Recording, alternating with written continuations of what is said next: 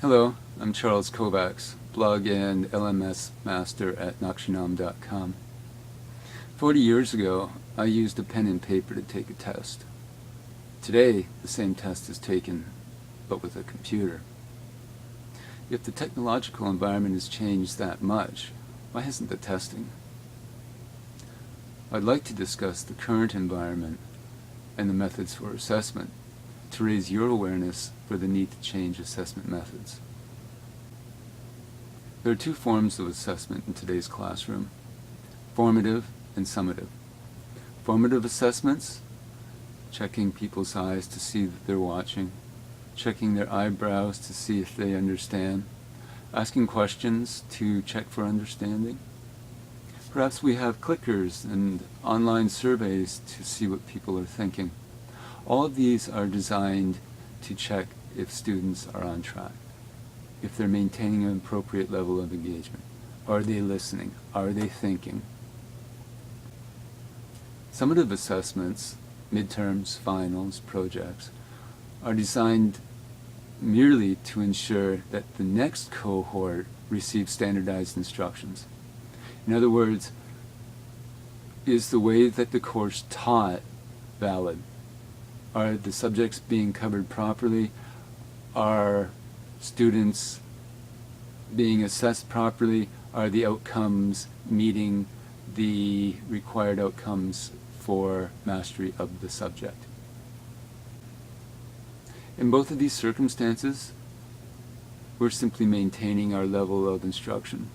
We're checking to see if students are on track, and we're checking to ensure that the next time that the course is being taught, that it can be taught the same way.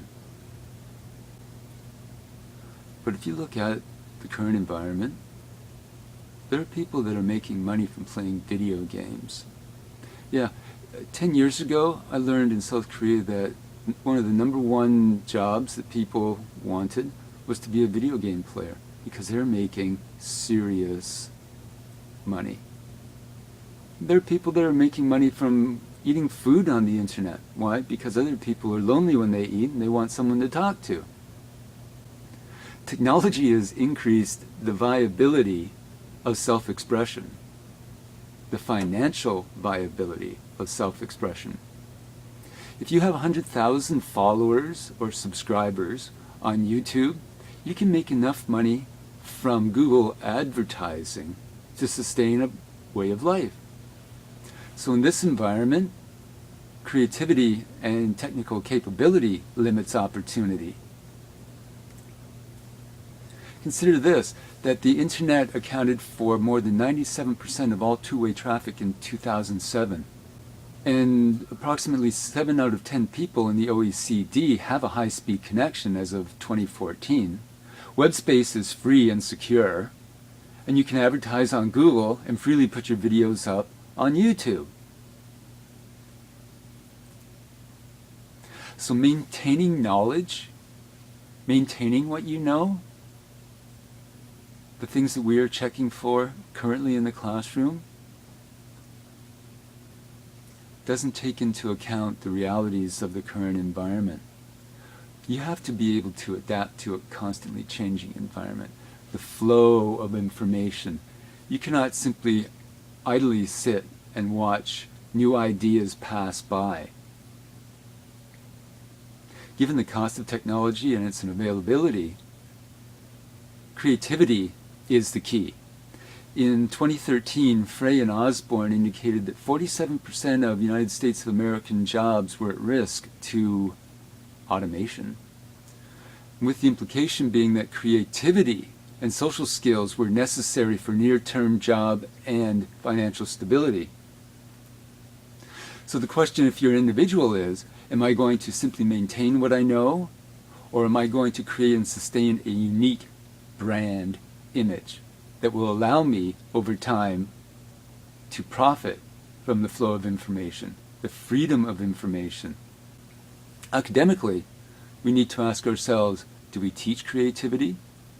And if we do, how do we assess it? Well, we do teach creativity, but our assessment methods are wanting, shall I say. How do we teach creativity? We give students a form, and we teach them how to use it. For example, a short story. There's a beginning, middle, and end.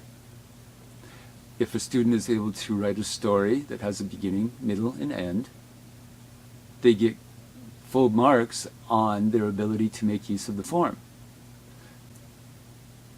Did the author create or cause a change in my perspective or feeling? Yes, they did. No, they didn't. But is this objective assessment? This is subjective assessment. In other words, can you say for certain that this story will affect another person the same way as it did me? Because of this, because of the different interpretations that a story can have, this can lead to confrontation. One person thinks one thing, one person thinks another. And when you have levels of confrontation in your classroom, that creates negative environments. What we need is, what we would like to have, is an objective method of assessing creativity.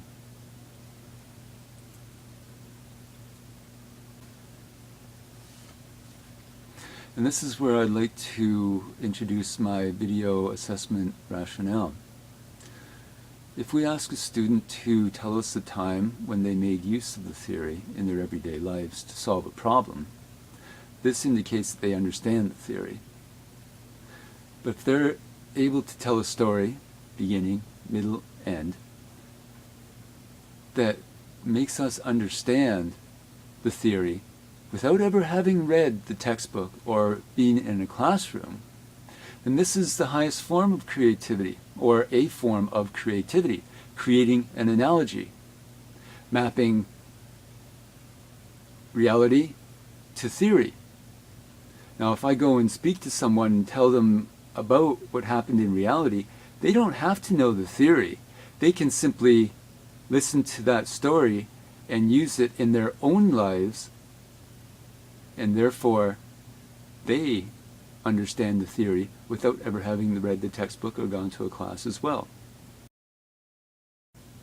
And instead of grading whether there is a beginning, middle, and end, grading the form, what we're able to do is grade the ability to create an analogy.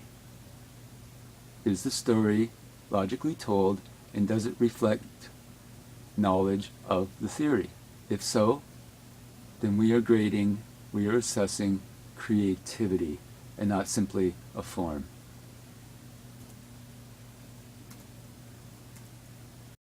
Please click on the next link to go to the next installment in this video series, Analysis of Strategy, where I will introduce some of the research that's been done on this subject.